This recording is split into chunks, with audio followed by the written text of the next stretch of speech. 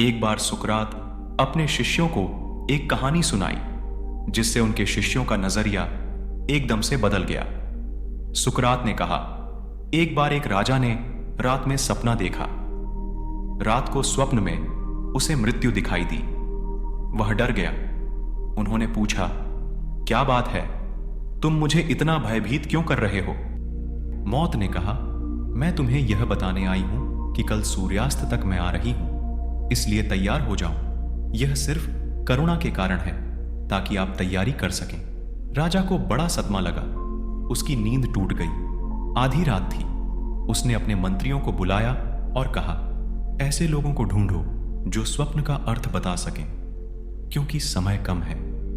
शायद यह सच है। फिर दुभाषिए आए, लेकिन जैसा कि दुभाषिया हमेशा से रहे हैं, वे महान विद्वान थे।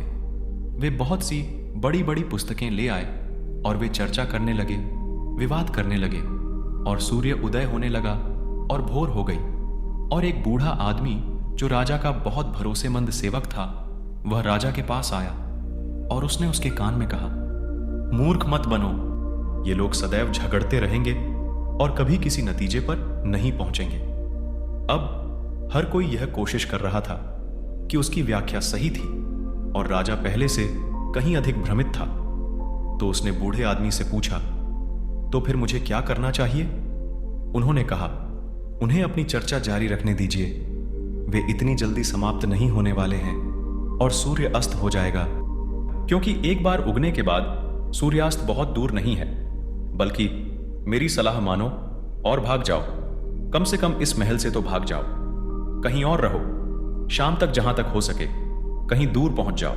तर्क सही लगा। राजा के पास बहुत तेज घोड़ा था, जो दुनिया में सबसे तेज था।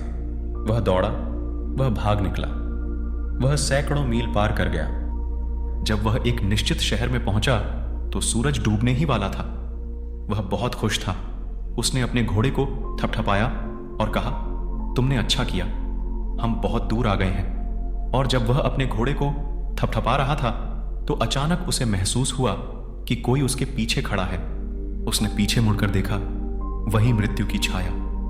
और मौत हंसने लगी और राजा ने कहा, क्या बात है, तुम हंस क्यों रहे हो?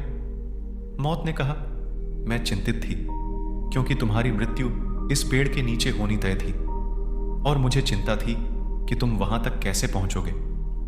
आपका घोड़ा सचमुच बहुत बढ़िया है। यह अच्छा हुआ। मुझे भी तुम्हारे घोड़े को थपथपाने दो। इसीलिए मैं तुम्हारे सपने में आई। मैं चाहती थी कि तुम महल से भाग जाओ, क्योंकि मैं बहुत चिंतित थी कि यह कैसे होगा, तुम कैसे पहुंच पाओगे। वह स्थान बहुत दूर लग रहा था और केवल एक दिन बचा था। लेकिन आपके घोड़े ने अच्छा प्रदर्शन किया। आप समय पर आ गए।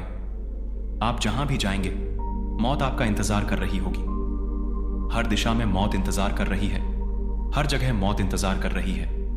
उसे टाला नहीं जा सकता।